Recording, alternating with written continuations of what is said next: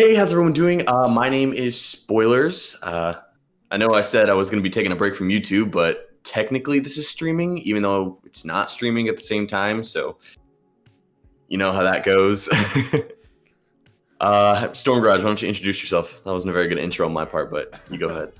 All right, guys. I'm Zach. I'm from the Storm Garage. I do kind of Miata stuff and other car-related stuff, and I found spoilerz through Hotwheels Acceleracers stuff and Highway 35 stuff. You know, crazy. That's what a lot of his stuff is on there, and just we wanted to come together and collaborate and do a podcast here and just talk about some car-related stuff and kind of just get into the actual car-related genre and just talk about everything involving current events for vehicles and different things like that, and just talk about our lives and our builds and just other automotive things in this podcast like this.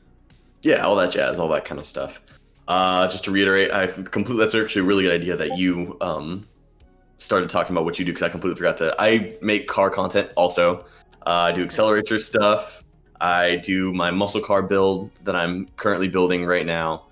And yeah, I just like to talk about like weird random car stories we find. So remember to like, comment, subscribe to both of us. Our channels are linked down in the description below. So yeah, let's start talking. What's up first on our list, Zach? Okay, so the first on our list to talk about, we're going to introduce our channel. We did that. The flying Japanese cars that you sent me. And now I didn't get a chance to fully go in depth on this article, but from what it appeared to me, it seemed to be like a drone type thing that they wanted to put in actual commercial production by 2023 in Japan. I'm not exactly sure. Maybe you can elaborate a little bit on the topic. Yeah, no, so hang on, let me pull up the article real quick. I'm really bad at remembering stuff. If you guys have ever seen any of my uncut footage, you'll know that I say every line like 4-5 times. All right, let me go for it too. Okay, I'll bring it up. let me pull up the article real quick. So yeah, when I was a kid, I always I watched the Jetsons a lot. So this one really kind of hits home for me because it's super cool. Because flying. Okay, so honestly, in my opinion, flying bikes and flying cars, like, they sound cool, but I just don't see how they would work in the real world. Because you think we have traffic problems now. Wait until some goober tries to fly at like 200 miles an hour throughout the sky. There's so many just traffic accidents, everything like that. And I think in one way, having more airspace would help clear that up. But just seeing the way that some people can't even pay attention and drive properly on the road, whereas it would have to kind of be in my opinion, it would have to be an automated flight system, because I don't think a lot of people would be able to just straight up be like, all right, yeah, I'm going to get my pilot's license and just fly above the freeway type of thing and be like, oh, what are you going to do? Text and fly? Because now you're exactly ready to crash into someone while you're flying around, when you just had people a little bit ago just barely able to figure out how to turn the wheel and stop, coming up to a stop sign and stuff like that. And then you get into the issues of restricted airspace and someone flying where they're not supposed to fly or something like that, Yeah, no. Plus, there's a lot of weird problems that actually come with flying. Like, the biggest thing that I think a lot of people would have trouble with is turbulence. Turbulence, you guys, if anyone's peers listening to the video has ridden on a plane, you know that really bad turbulence shakes the whole plane around. Now, imagine that on a scale with a bike that's only about as big as yourself. So I feel like that's a big problem that a lot of people don't realize, that that no one really thinks about when they're thinking about flying cars. That said, this project actually seems real cool. So according to Tomohiro Fukuzawa, I'm so sorry if I mispronounced that, who heads the SkyDrive effort, that's what it's called. It's also a super cool name. He's acknowledging that it's making safety critical. So obviously, like me and Storm Garage are both saying, safety is going to be number one for this, because bad case turbulence could flip you upside down. I don't think a lot of people would be ready to handle that. Let's see. And this one is actually a really special project because it's actually not the first, but it's one of the few manned ones where like they actually got a person on it and flying around. Now, you're right. It does kind of look like it looks like a drone more than anything else. Hang on, did my computer just freeze? Hang on. I need to get a better computer. That's actually why I'm taking a break. That's why I'm taking a break on YouTube, because my computer literally cannot handle it. I have like an HP Pavilion laptop. Oh, hot. Super good stuff. stuff. I actually just got an error code that says this page isn't responding. Oh man. Oh no. This thing though, yeah, like I was saying, it looks more like a drone than really a bike or anything. And I think they could do the same thing with this because I have a DJI Mavic Mini drone in real life, so I really got to start to experience how the air works with something of the size. Granted, it's not a full manned drone type of thing, but flying it around, seeing how the wind affects it, and how DJI has technically, and you have to get into, where we have our old cars and everything, it's your own control. You get to control where you want to go, what you want to do with your vehicle. You want to drive through a field, you can drive through a field. Obviously, there's repercussions. But with this type of thing, I think they're going to have the same thing that DJI has. DJI has border limits of areas that implemented like no-fly zones. And so with those, if you try to fly your drone into it, it stops your drone and backs your drone out no matter how much you try to fly into that area. Oh, like an invisible wall. Yeah, like an invisible wall. So I think that's what they would have to do with this kind of thing. Make, a whole programming that if you're flying, you can't just go over, an airport. Like you stop at, a certain border limit and it doesn't let you fly that way anymore. And either, amount of times you try to fly that way with this, they could either, land you on the ground and, you get a ticket or a fee or something like that, something authoritative wise if you decide that you want to try and be part of the effort to make flying cars a real thing. But I feel like the first people to try that wouldn't go out of the way to ruin it for everybody else. Yeah. Yeah, no, that's the one thing I hadn't considered, the legalities of no-fly zone and stuff. Like I was playing GTA the other day. I immediately got shot out of the sky. It's because it's gonna, that little flying motorcycle bike thing. Yep. Yeah, no, I flew that over. I flew that over the military base, and I immediately got shot out of the sky. So I'm wondering if it's gonna be like the same scenario, where some homeless guy, he like steals someone's like flying bike, and just immediately gets downed by a freaking drone. Oh man, there's a lot of legalities, and like you said, I didn't even know that drones did that. That if they're in a no-fly zone, that they'll actually turn around, and I didn't know that technology existed. So that's actually probably gonna be very, very beneficial to that. But it's gonna say as soon as like they become commonplace, it's gonna be making bank robberies a lot more interesting to watch. That's for sure. All right, come on, get in. Let's go. And I think that's where it'll come into kind of like how Tesla has it. Whereas there hasn't really been any bank robberies with Teslas yet, but with Tesla, they have control over all of their vehicles in a fleet, technically. So if you're driving your vehicle and it's stolen and someone steals your Tesla, all you gotta do is call Tesla and they just push a button and boom, deactivate the car, and it can't be driven anymore until you get it back to it. So you go for a bank robbery, they'd be like, all right, who's the owner of this type of thing, everything like that. Boom, deactivate the drone. It lands the drone, crashes the drone, or whatever it is. They just fall out of the sky. All right, this bank robbery's going down. Oh, Jerry, I clicked the wrong one. Some Deborah on her way to work just dying. Oh no. Oh man. So yeah, there's a lot of planning. It's not going to be like driving a car at all. The maintenance, the laws, how you drive, it's going to be very completely different. It's probably it's never going to, in my personal opinion, I don't think it's ever going to be fully accessible to the public. You know what I mean? Like we've seen the public enough with cars and stuff, and that's just, as fun as it would be to own it, I don't think it's a good idea for everyone to have that. But at the same time, I feel the government shouldn't have control over what I have. It's not your business, but very true. For the safety of everything else.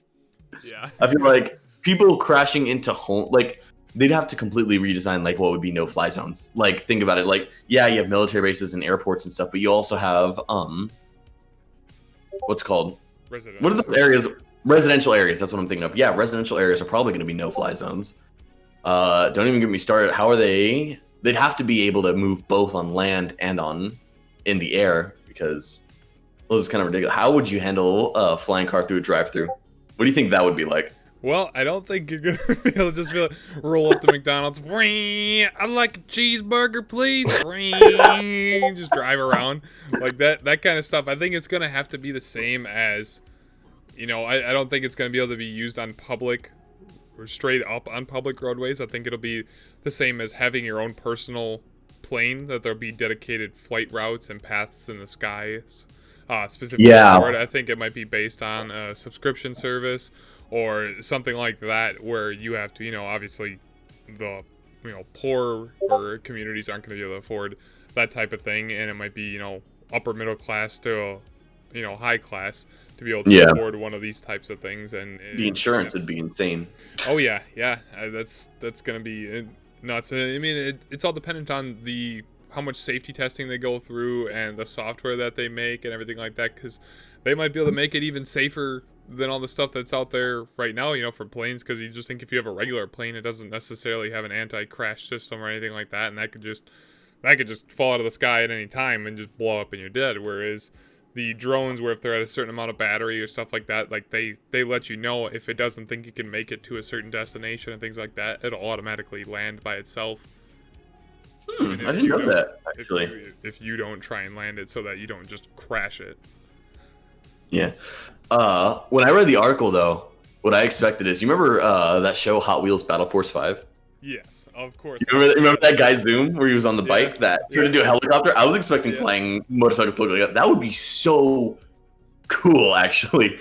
I want to say somebody actually made a bike that looked really similar. Oh, yeah, no, I don't know what I'm talking about. Somebody. I just made a video about it. The Dodge Tomahawk. Did you ever see my video about that? Yeah, the Dodge Tomahawk.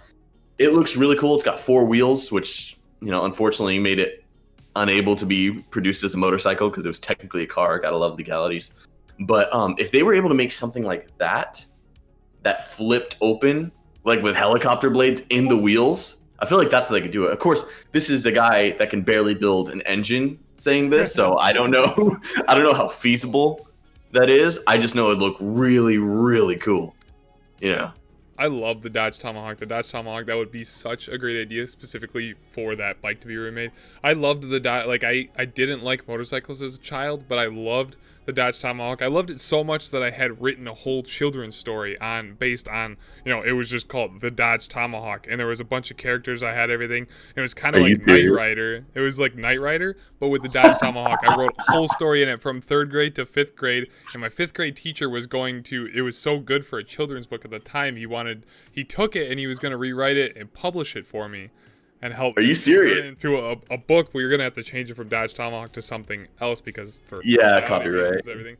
But for all the pictures and everything I drew, so when you posted the video about the Dodge Tomahawk, I was like, man, I missed that bike and just all the memories and everything.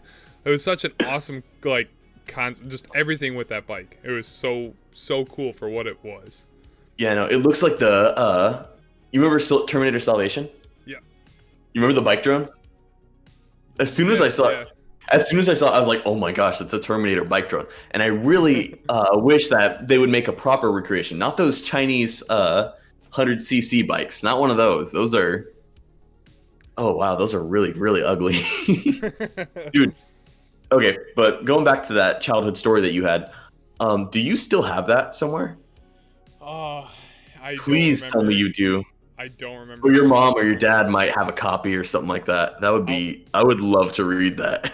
I'd have to go and look through... I do have a childhood bin of all my stuff and papers and from school, and it's probably in there. I haven't looked in it in 15 years, so I'm not sure if it still exists in there or not. I also got a whole hardcover book, it was a do-it-yourself book, and rebuilt Highway 35, the first episode, Ring of Fire, in a book. I still have... Are you serious? I still have that. That's awesome. I never got into the Hot Wheels comics when I was a kid because, how old were you in 2003? 5. You were 5? Yeah, I was 3, so I barely even picked up my interest in Hot Wheels. I didn't get into World Race until 2005, I think. So I didn't have a chance to collect any of the toys of the comics or anything like that. I was 6. Sorry. Oh, okay, yeah. But yeah, no, I didn't have a chance to collect all the comics. So all the Highway 35 cars that I have, they're all from me as an adult being like, hey, I'm making adult money. I can buy whatever I want. So I immediately bought myself a Dior 2 and a quarter-mile coupe. Let's just go ahead and show off this. Oh, yeah, your collection. Yeah, and got all the... I don't have all the cars in here or anything like that, but just... Yeah, I only have 5. It's laid out kind of weird in the box. I was very... Oh, you got the T-Bird? Yeah. Here, show me the T-Bird. Show me the T-Bird. I love that one. I've been trying to find the one. Yeah, the Scorchers, the red one, that one, yeah. Yeah, yeah. Oh, that's such a bad car. I love that one so much. This is the one. This is one of the few in here that I've had since my childhood. It was one of the very first ones I got. I got that. Are you one. serious? It doesn't look like there's a scratch on it. It was very. It's held up so well. It was sitting in a bag with another 300 Hot Wheel cars just smashing around in there, and it has very little scratches on it. You're kidding? Wow. Yeah, and then I got. This was also childhood. The Red Baron. Red Baron. And my twin mill, and yeah, I don't know what I had the Corvette or Marquis Stingray, but Marquis Stingray, I was driving it at my sister's hair and she was getting upset and yelling and everything, and my dad got angry and threw it out the window while we were going down the highway. Oh no! I lost Marquis Stingray. Oh, you lost literally like the most sought after car. I know, and I'm like, now I'm looking back, I'm like, wow, that was a lot of money that just got tossed right out the window. That's easily $100 right there. Yeah, yeah. Oh my gosh. Wow, that is the most depressing childhood story. I thought mine was sad when I left my Power Rage at Applebee's. Oh man, that's still kind of depressing. Yeah, no, I haven't gone to Applebee's. I hate Applebee's. You hate Applebee's because of the Power Rage? Because they stole my Power Rage. I could walk in literally not even 2 seconds after I walked out. Here you go. Here you go. Here's a Power Rage. Oh, thank you. I missed it so much. I still don't have it. I still don't get a new version because I'm not gonna pay like $30 for a Hot Wheel. I love the car. I love it that much. For this one, and got it for $5. Are you serious? $5? Oh yeah, that Facebook Marketplace thing, huh? Yeah, I got a big bundle of cars. I got extremely lucky. I've had like 4 Power Rages in the past 6 months, but I haven't really been buying anything recently. Yeah, no. Oh shoot, it's my alarm to wake up. It's 11 a.m. Yeah, no. Oh man, I mean, it was Hot Wheels that really got me interested in the cars. Are you kidding me? Is that custom or is that's original? Yeah, it's a oh German, my gosh, it's a German official board, and you can't see it too well on camera, but the wheels when they spin they light up. Yeah, no, I can't see that at all. Do you have another camera? Do you have your other camera recording you too? No, or? I don't. Come on. It's way. Oh no, I can see it. Yeah, there you go. Oh, that's awesome. okay, that is super cool. I love that. Overpriced skateboard, but I had to have one, so all right. Enough with me showing off my things. Yeah. Oh man, Hot Wheels was probably the biggest thing that got me into cars, especially Taro Katano's Roadrunner. Oh yeah. Yeah, that got me really into it so far. The only thing is, I wanted to. Okay, this is kind of embarrassing. When I first got my Skylark, I originally wanted to paint it like Taro's Roadrunner, even though the body style. Yeah, but the body style is not the same at all.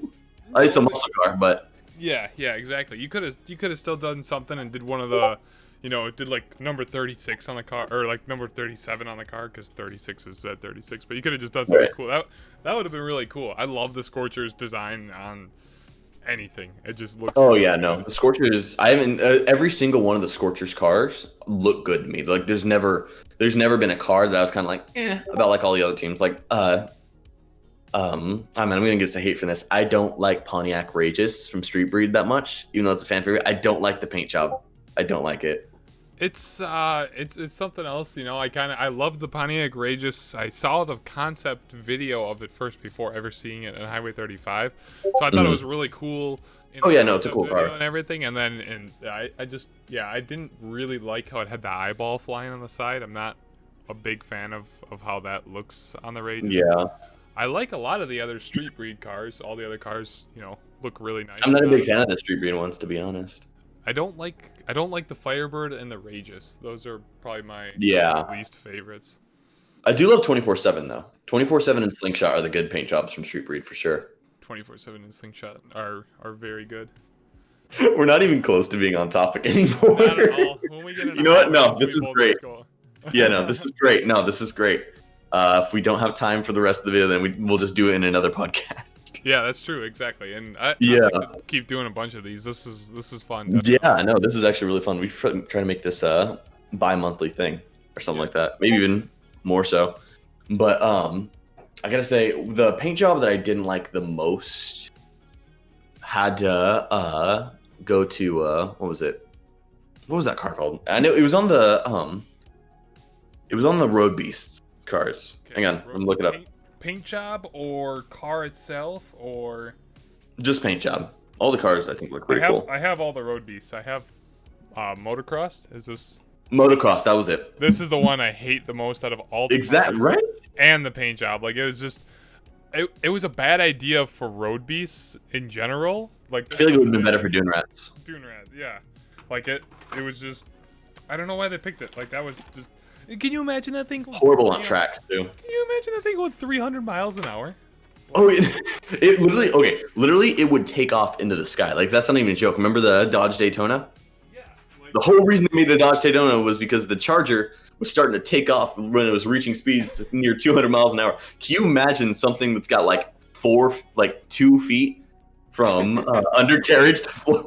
As soon as it reaches like 200 miles an hour, that thing is gone. It's just gone. as well as the Super Duty. There's a. It just looked very basic, a very basic truck. And a Toyota RSC. So you're telling me a RAV4 is gonna go 300 miles an hour? That's exactly what this. None of the cars could make 300 miles an hour. Well, actually, no, that's a lie. I feel like Vulture, if any of them could make it, I feel like Vulture could reach it because Vulture's really low. It's got some. And I feel like Power Rocket. I don't know. Do you know which one Power Rocket is? It's. Oh yeah. Power Rocket's a jet engine. Yeah. I'm pretty sure Power Rocket's just a scaled down version of a land speeder. Now, would it handle? Absolutely not. I think. Boom, No. Straight. That's it. Straight. Yeah, because driving with thrust, going back to the bikes, to the flying cars thing, driving with thrust is very different when driving with torque and horsepower. You know what I mean? Because thrust, it's more like controlling it, whereas horsepower, it's well, I don't know if horsepower and torque are the right words for it, but driving a car that's based on like wheel power versus a rocket power, it's very. I'd imagine to be very, very different because wheel power, you control the wheels, and when you want to stop, you stop. But the rocket, you need to turn down how much fuel is going. It's like basically to drive it, you'd have to manually tune a carburetor. Basically, I'd imagine it'd be something like that. Obviously, it'd be more simplistic when it comes to futuristic. When it'd be more simplistic if it were to be given to the public people, but. Yeah, no, especially when you'd be melting pavement behind you. Just rocket cars aren't. Like that's another thing. Rocket cars are never gonna be a thing on the street unless there's something like. Well, I guess turbine cars and rocket cars are different. Didn't Ford make a turbine car back in like the 50s or 60s or something? Was it Ford? I'm not 100% sure who actually made that, but yeah, I know what you're saying with not being able to use it on the street. Because you imagine just going up with a street race, you line up Slingshot and Power Rocket at the starting line and just burn all the pavement and everything, a big hole through the ground. As soon as heat, a certain excess amount of heat hits the asphalt or concrete or anything, it just starts cracking and exploding. So Yeah. all that heat from the turbine hitting behind it, blowing chunks of asphalt and everything, and then you just take off, and it's just literally, like you said, a turbine. You're building up the power using your brakes to hold you. You let go, it's gonna take off like a jet, you know, just like. Yeah. No, I'd say, can you imagine rear-ending a jet? You just die immediately. Like, oh man, someone rear-ended me. You walk out the car to see who the person is, and they're just a skeleton, just with all the flesh melted off. God, it's like something like straight out of like T2. Remember where Sarah Connor's like gets caught in the nuclear? It's like that, except you just rear-ended a jet car. And that's the main reason why I don't think jet cars will ever become a thing.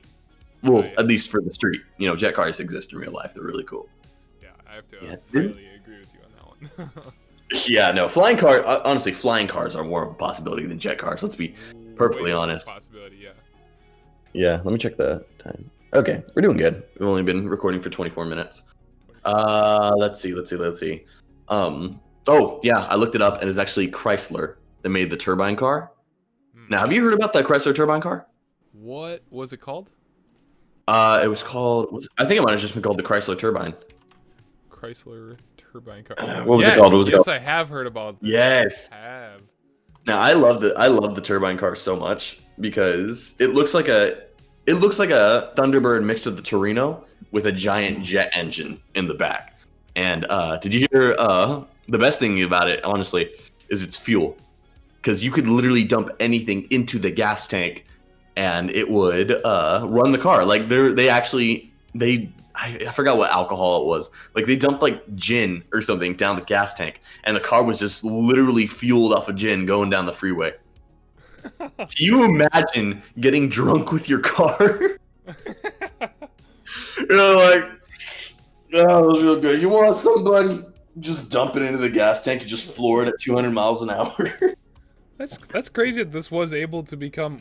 I know this wasn't a production car, was it?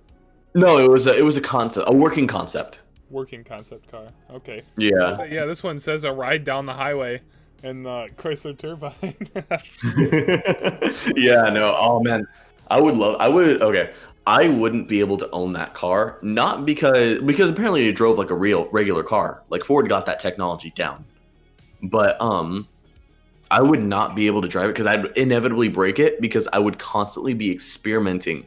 Hey, what can I put down the gas tank that'll make this thing run? I'll be like, okay, water. This car just dies? No. I guess that's a big no. Yeah, no, because I imagine as soon as you tell the public that, hey, you can put anything down here, the public is going to put everything down there. Let's be honest. Like, if that thing was around today, how many YouTube videos, there would be a series of will it run of just like some rich guy that has way too much money. He's like, hey, let's figure out what this thing can run on. He's just continuously dumping different things down it. And honestly, I would 100% watch it. That would be really fun to watch. If I could somehow get one of those cars and like recreate the jet engine or something like that, I would do it in an instant. Unfortunately, I'm broke, so if I could get that car, what I would love to do is I would love to put that turbine in an RX-8. Like that, turbine setup in an RX-8 with just like the jet pipe sticking out the back. And what's funny is you mentioned the will it run on anything type of thing. And there's a guy out there already that does that for Miatas. They just take octane booster. Will the car run on just octane booster? And they just empty the gas tank and fill it with only octane booster. Will it run on this? And like, so exactly like you said, that's what. Yeah, see, somebody's already doing it with regular engines. Yeah. The thing is, this would be a much longer series because I imagine if you just started dumping a bunch of random stuff down a Miata's gas tank, around video 2, the Miata would be totaled. Yeah. Do you think it could run on nacho cheese? The turbine car or the Miata? The turbine, not the Miata. No, the turbine car. I don't think so. I think it would just evaporate. You think it'd gum it up? I think it would just turn into like a carbon and try running on charcoal, and I don't think it would. Well, maybe it would then, because maybe it would turn into like maybe it would char it so much it would turn it into like a charred fuel source that can just keep on burning. You just throw nacho cheese and it immediately goes through all 3 stages of matter in an instant. Oh man. Yeah, I'm really curious what you could all. Yeah, no. What can I get? Well, let me see. Let me look up to see what they've put in it so far. I think the stipulation is it has to be flammable. You know what I mean? Okay. Diesel fuel, unleaded gasoline, kerosene, JP4. Vegetable oil. And vegetable oil. That's understandable because when you had everything coming out for eco diesels and everything like that for a while, people were doing a lot of vegetable oil conversions to be able to make the vehicles actually run more on vegetable oil than. Were they really? Yeah. I've never heard of that. It was like a really big thing in like 2008 to like 2010. People everywhere were just they would drive to like a restaurant that was just throwing away all their old grill oil and everything, and they would just pick up all the grill oil barrels from them. Instead of them having to pay to dispose it, somebody would take them and then just have their vehicle run on it. That is the most redneck thing I've ever heard, but at the same time, that's super cool. Would vegetable oil be cheaper than gasoline? Yes. Yep. Really? Oh, okay. It's I'm not necessarily sure if it's cheaper to manufacture, but in the fact of stealing it from behind a restaurant. Yeah, the vehicle is running on the byproduct of it, and you can these people were making their own vegetable oil as well, and the whole process of buying all the stuff to make your own vegetable oil was cheaper than gasoline. Now I don't know if it is currently anymore, because when all that was happening was when gas prices here at least were $5-6. Now they're down to $2. I'm not sure what gas was. Where do you live? It's Wisconsin, so gas is only like $2 a gallon here right now. Yeah, no, oh man, this was like around 2008, right? when you were talking about. Okay, yeah, because I didn't even think about it at that time because I was only like 8 years old. I wasn't paying attention to that kind of thing. But oh man, gas during the gas crisis must have been like $8 a gallon. Because I'm in California. Yeah, California, 2008 gas prices. Let's just see what it was then. So, it says $4.05, which I highly doubt because it was 5 something here. Because what is it there right now? That's between $3 and $4. Okay. Maybe it was then. I'm not sure. Yeah, taxes also might have changed in the last decade or so. So it's not entirely unfeasible. California really only got annoying in the last 20 years or so. We also got to adjust for inflation because especially like the gas crisis in the 70s, I think they equaled like $4 or $5 a gallon or something like that in the 70s. In the 70s, yeah, it was really bad. I'm glad I didn't live through then. No wonder muscle cars died. I get like 10 miles a gallon in my Buick. I get 31 in the Miata. Oh my gosh! And we go the same speed too, because my Buick is a lot weaker than I thought. Oh, for those of you guys that don't follow me on Discord, first of all, follow me on Discord. What are you doing? It's linked down in the description below. But I shared it with everyone. I did a quarter mile timer thing. It's an app on your phone. It's actually got really good reviews. I'll link that in the description below too. I only found it on Android, just to say though. It's only on Android? Oh, okay. It's not on iOS. Okay, well, if you have Android, download it. If you're a loser that has Apple, then go find another one. Yeah, Android's better. Android's better. But my quarter mile was like 16.9 seconds, and that was with a launch and me shifting through the gears. That's insane. I know, right? And then I realized my engine is completely what was it? I looked up all the serial numbers like on my heads and my intake manifold, and it's completely made for gas mileage. So not only does it get terrible gas mileage, but it doesn't have any power that comes with it. Because I have the Edelbrock SP2P manifold, which is known for being Edelbrock's worst intake manifold ever. Awesome. It's bad. My heads, I couldn't find the serial number because it looked like they were scratched off. So good chance those were probably stolen. So yeah, that's why I'm completely building a 454 now. Yeah. Oh, what are you building for your Miata? I'm currently not building anything for it. I might start building a 1.6 over this winter. So the same engine that's in it, just a 1.6 liter engine that was in it that makes all of 105 crank horsepower, 115 crank horsepower, but I put it on the dyno just to see what it would make right away, and the dyno said 100 something, and I know it only made 95 because it was on a Mustang dyno, so it makes 95 wheel horsepower right now as it is, but I'm going to toss it first. Not bad. It's like when you think of parasitic loss and stuff. Yeah, it's for going that way, going through the transmission and everything like that, like that's not too bad of a loss, but it's incredibly slow. But it feels quick. Just going through the whole car just revs up and is really peppy and spirited, and it feels like you're going fast, but you look down and you're not even doing 60 yet. Yeah, no, that's one of your kids. So I'm excited to see how it goes with the nitrous when I get the nitrous on it. So I'm excited. Don't blow it up. You're gonna be running like what, a 50, 25 shot, somewhere around there. I'm gonna start with a 50 and slowly increase it up. Saying turboed versions of the 1.6 can take up to 220 horse before you got to get really good at tuning, or 200 horse before you got to get really good at tuning, and you can go from 200 to 250 with really, really good tuning and not blow up your engine. So where I'm at 95 wheel horse, going to 50 shot will only put me at 145 wheel horsepower.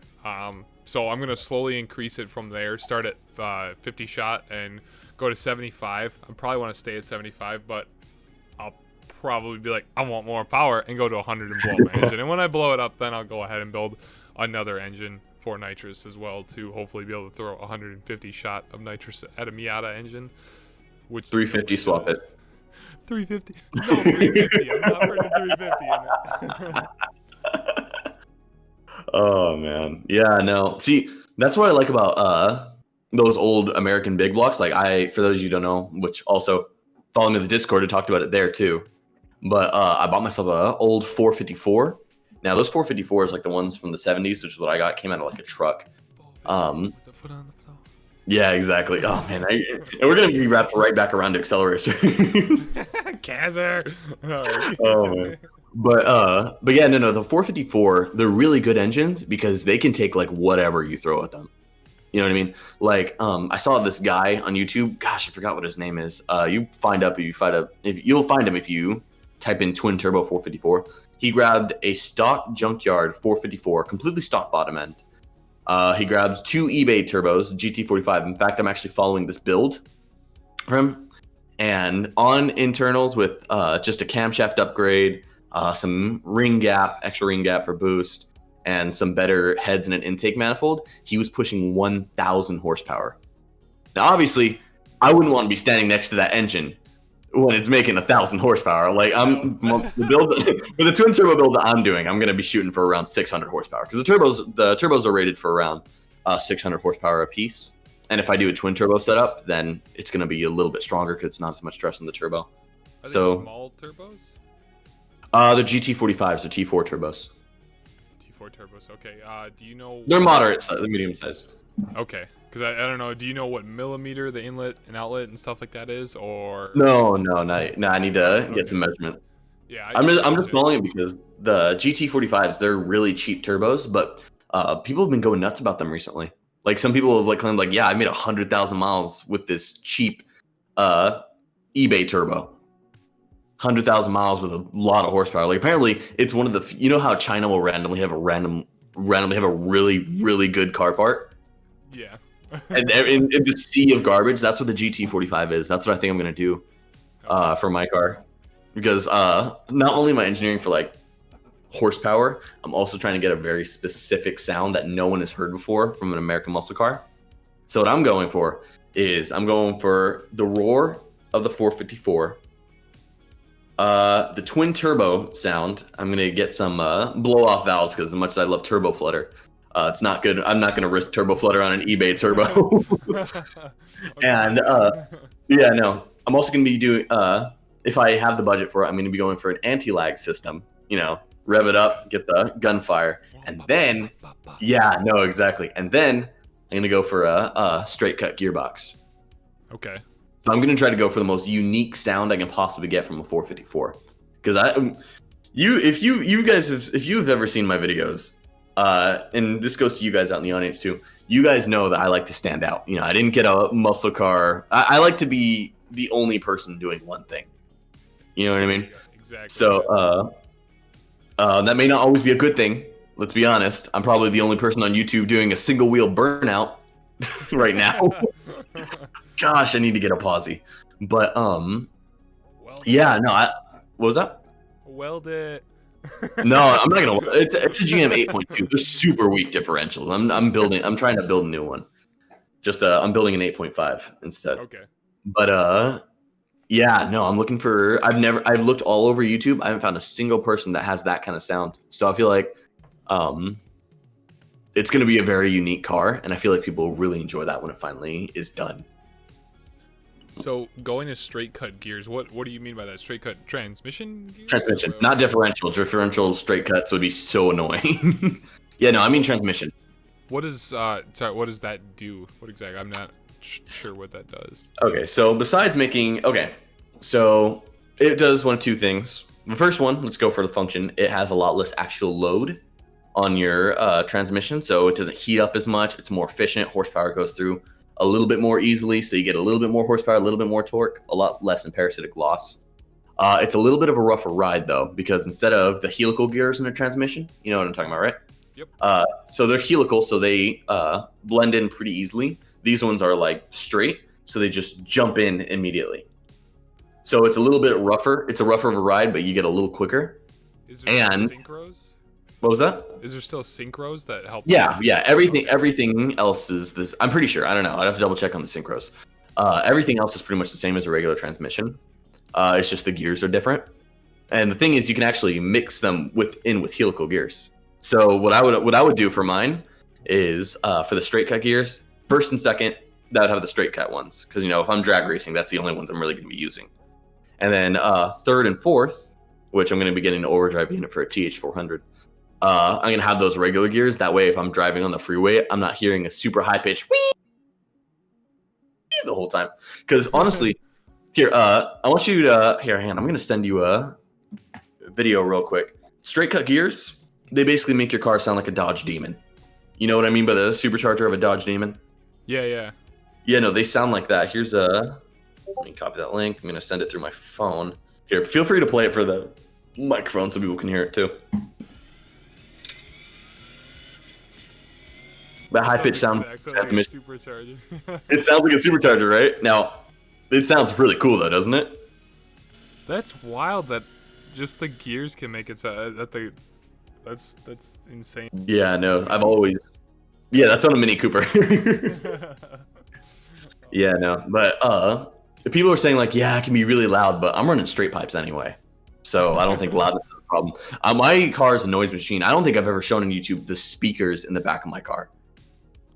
Big speakers. I have 2 huge speakers in my trunk. I have because the guy before me, or it was the guy before him, or something like that. He was trying to turn it into like a car show kind of car, and where you get the whole trunk rumbling, that kind of thing. And originally, I was actually going to take him out for the sake of speed, but then I realized at the drag strip, a popular thing is putting sandbags in your trunk. You heard that, right? A popular thing is putting sandbags in your truck so you have a little bit more traction on your rear wheels. But I realized, why put sandbags in my trunk when I can just put the speakers I already have there? Because it's not light. It's probably like 70 pounds. It's 2 foot wide subwoofers. Okay. So it gets the whole car rattling. But I figured, why would I put in sandbags if I can just put the rear speakers back there? Yeah. You know what I mean? At least I get a function out of it. And it makes the car a little heavier, but it's so worth it. Especially because what a lot of people don't realize is the Hot Wheels songs. I listen to the Hot Wheels songs when I'm driving my Buick because I'm that kind of guy. I love to, yeah. It's so corny. I'm living out all my movie fantasies. But yeah, no, those songs have a ton of bass in them. I didn't realize until, especially, oh man, what's that song? Accelerate. You know that one?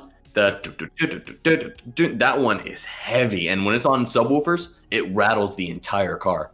And it's probably one of my favorite songs to play on there. It's so good on those speakers. But yeah, no, speakers in the car are probably the one thing that isn't necessary for a racing vehicle, but I'm always gonna have a good fat set of speakers in the back of my car for sure. I love speakers. Especially we drive our cars so much more than I feel like at least you and I do. A lot of people out there, they build their cars as a race car and everything, and then they don't drive the car all the time. They make it so modded that it's not able to be driven all the time anymore. And I just went ahead and I did the same thing that you did. I put subwoofer, a subwoofer in the Miata, and I just made it a quick disconnect so I can just pull 2 wires apart from it and just pull it out really quick and then throw it off to the side. And then weight reduction, when you that's how mine is track, you could just pull it apart and then boom, it's out of the vehicle, and then you can just put it back in for when you're cruising the streets, because our cars are so slow already that we're not going to win against anything, so it doesn't really matter. Just keep adding weight to it. It's whatever already. Yeah, no, especially when I do put my new engine in, I'm going to be making so much horsepower that it doesn't even matter. Because even I didn't realize how much in for a jump I'm in for, because I thought I was making probably around 250 horsepower at the wheels around that, because that was what the stock Buick made at the wheels. But yeah, no, the fact that I'm only making 150 at the wheels or something like that, jumping from 150 to around 500 horsepower is going to be a heck of a difference. I'm going to have to be very careful when I'm first trying that car out. Yeah, it's going to be nuts because, I had a 400 wheel horsepower Mitsubishi Eclipse, and that thing was insane with it being front wheel drive. When it hit boost, it was just torque steered, and it just hard pulled. Oh yeah, because the front wheel drive, huh? Yeah, it just had so much front power that I was it scared the absolute crap out of me, and I had to sell the car because it was just this is gonna kill me. Yeah, first off, it's gonna kill me. Second off, there's just too many issues with a really, really high horsepower vehicle. Everything shakes, rattles, it doesn't idle right, this and that and this, and you always got to tune your car. You always got to have a laptop on you. You always got to tune it for different elevations. You go up in the mountains, your car's not going to start if you don't have your laptop with you. You go super low elevations, your car's not going to start. It's the fun of when you start getting into high horsepower, all the compression, all the oxygen and everything that changes. You got to have the oxygen in your spark just right for your car to run properly where you had it before. Yeah, no, exactly. That's why actually probably what I'm thinking of going. Have you ever seen those Holley fuel injection carbs? The Holley snipers? Yeah, that's why I think I'm going to be doing that, because that thing, it's supposed to automatically tune for elevation and all that kind of stuff. And I know it's going to be $1,000 expense, but I feel like it's one of those expenses that are super worth it. It improves fuel mileage too, doesn't it? Yep. Yeah, no, that'll be really crucial in my car. Because I want to say something like a 600. I've read somewhere that a 600 horsepower V8 will spend get roughly 6 miles a gallon. So any horsepower, I'm gonna have to have an extra 8.5 differential just to swap in with higher rear. I always forget, shorter, taller, whatever. With a 211 rear end gear set, just so I can actually drive it around town. Oh man, burnouts at a stoplight. Yeah, no, seriously. But the Holley Sniper, I feel like that'll be good, especially going with a turbocharged kind of setup. Because I could go through a blow through carburetor, and that works, but it's not going to adjust for elevation. And I'm not good at carburetor tuning. I'm really bad at it. I'm trying to get better, but I'm not that good at it. So I feel like the Holley Sniper would probably be the best thing to go for. It's more expensive, but it'll save me money in the long run for sure. Yeah, definitely. It's I don't know a lick about carbureted stuff, so that's electronics my thing, my bag. I know how to electronically set ignition timing, fuel maps, things like that I've been learning. But yeah, I tune my car by smell. Yeah, there you go. I tune my car by smell. No, that sounds like a joke. That's literally what you're supposed to do when you're inexperienced is tuning a carburetor. If you hear it do an engine ping, you're too lean. If you can smell it like crazy, you're too rich. Okay, that's how you. Yeah, seriously, I'm younger than you. What are you talking about? Oh man. Just for carburetor. Yeah, no, carburetors are a pain in the butt, but they're really easy. The good thing about those old cars is that they're super easy to swap in and out. You know what I mean? Honestly, I've done a carburetor swap so many times that I could probably do it in my sleep at this point. That's pretty cool.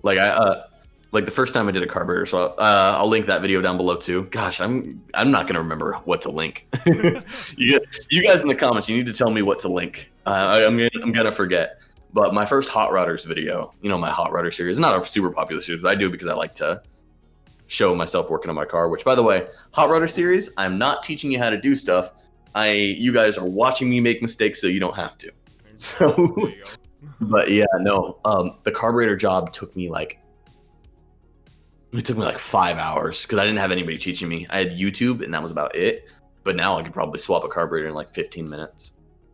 Carburetors are super easy to swap.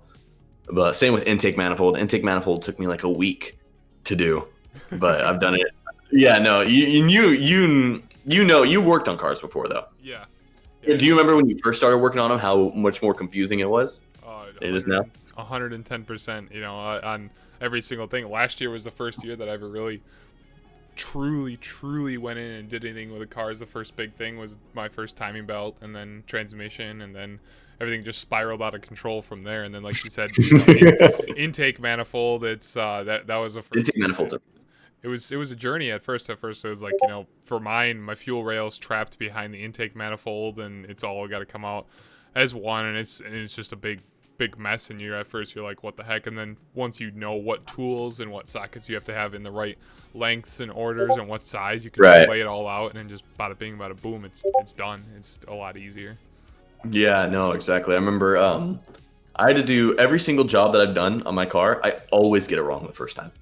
Always. You know what I mean? Always. That's why especially with me building this engine, I'm going to be having my mechanic check my progress as I go. Because the thing is, putting on heads and putting on an intake manifold, once you've done them, they're not very difficult at all. The thing I'm concerned about is piston ring gap and piston ring and putting in the bearings for the crankshaft. That can all That's be the scary. Because I've never done it before. But obviously I'm going to be having people check with me. I think I might actually spend the extra money to have those mechanics that come to your house for you. Mm-hmm. my cousins are really good friends with them, so I might get a good deal. I'm going to, when I'm putting in like the crankshaft in and all that lower end stuff, I feel like I probably like have him for as long as I have everything ready. I'm thinking I'm gonna have him help me put that stuff in because that's something I definitely don't want to risk. You know what I mean? Because if my bottom end is all screwed up, then it's not gonna work at all. Yeah, and that's fair enough. I understand where you're coming from with that. Surprisingly, I haven't done anything on bottom end or anything like that too, but I did a lot of research and had someone who rebuilds engines a lot at my work with me, like explain to me everything to do. And it's really easy. You just get, the right OE specs, you get plastic gauge, you get the new bearings, you get bearing oil, everything properly you're supposed to do. And as long as you set your timing right and everything and have the, have the crank match up with the cam and everything like that, as long as it's set in tune, you're at top dead center where you need to be, everything should run right. Don't just go ahead and take your bearings and put them in there dry and slap your crank in there dry and be like, yeah, this should work good. And then exactly. The bearing the first time you go to give her your 20 pounds of boost and your 600 horsepower and you 20 pounds. No, not 20 pounds. No, I'm doing like 7. All right, 7 should probably bring me about the 600 horsepower mark because I'm building roughly 400 horsepower engine or something like that. Okay. But the bottom end is definitely what I'm worried about the most. I'm also worried about where are we at? Oh, we're at 52 minutes. We got some time. I'm worried about also degreeing a camshaft. I've never degreed a camshaft before, and it's stuff like that, like putting in gaskets and putting in gaskets, tightening to spec. That stuff is easy, but as soon as numbers come into play, and that's one of those, degreeing a cam and putting in like the crankshaft and bearing, that's something that you only get with experience. You know what I mean? Somebody teaching you as you go. YouTube will only get you so far. Yeah. You know what I mean? Because I'm a very kinesthetic learner. So I always had trouble in school because I always had to have teachers like actually walk me through it bit by bit. Because it didn't work if you told me that this worked like this. I had to know why it worked. And a lot of teachers just couldn't give me that answer. But mechanics are a lot better with that kind of stuff, is what I'm learning. Mm-hmm. For definitely when I'm actually building the bottom end, I'm going to for sure get a mechanic's help. Yeah, the degree. Piston rings. I don't think I'm even gonna do, honestly, because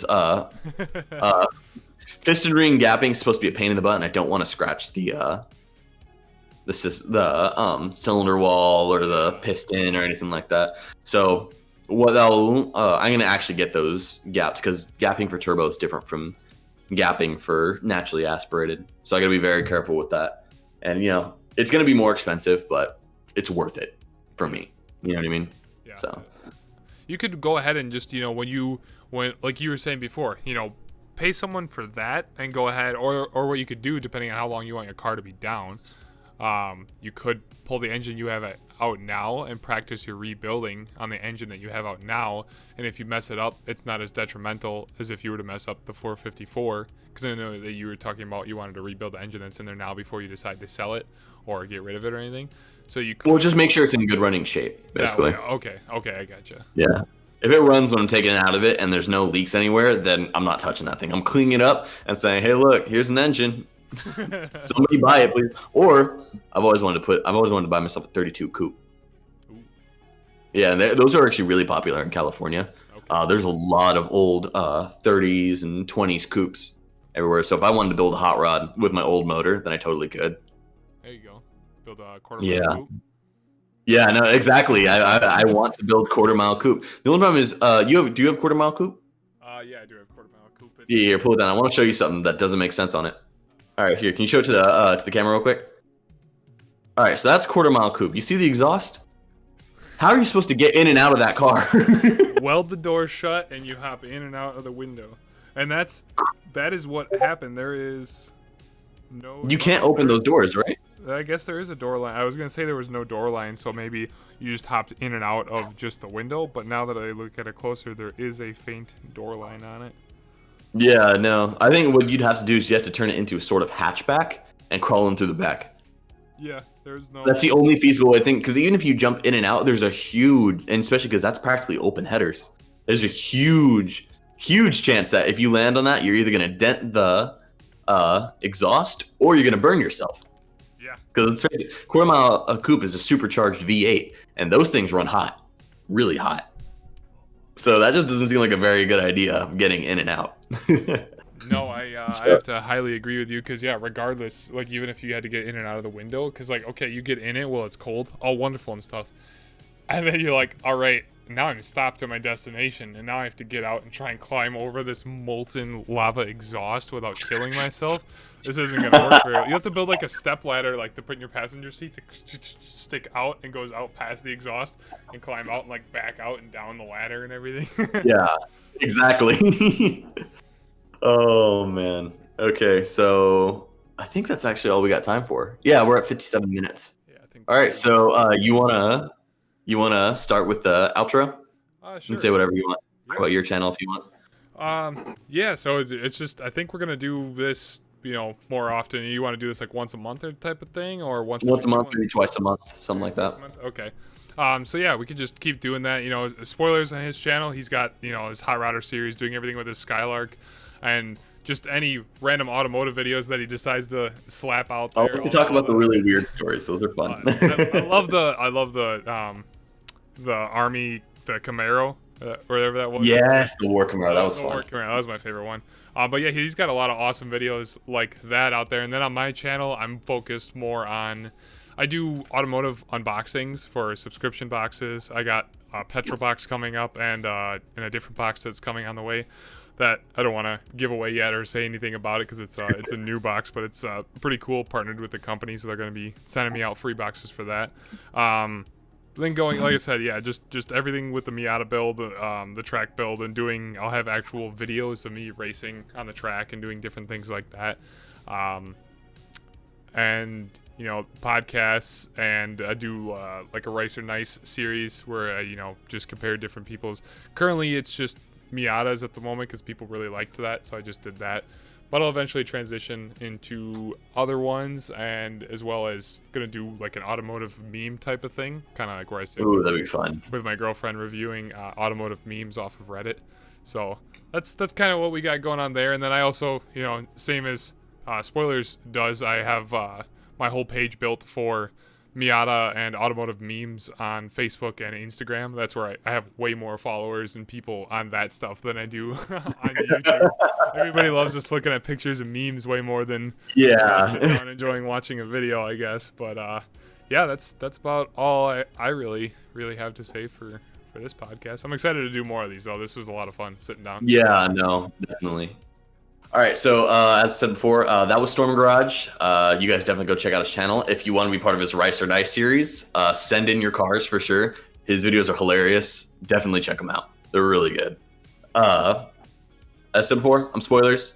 I do Acceleracers. I do real cars. I do random car stories. If you have any of those car stories, comment them down below. And if you want to decide what's the next subject that we talk about for our next podcast, go check out my Patreon down the link below. Patrons basically get special, what's it called? What am I talking about? Perks, special perks. Yes, Patrons get special perks such as choosing what the next cars will be, what the next videos will be, all that kind of stuff. So if you want some more control of the channel, you really want a topic that you want talked about to be shown, tell us down below. So I think that's about it, right? Yeah, I think so. Yeah. For today. Yeah, so I hope you guys have a great day. Peace. Peace out, guys.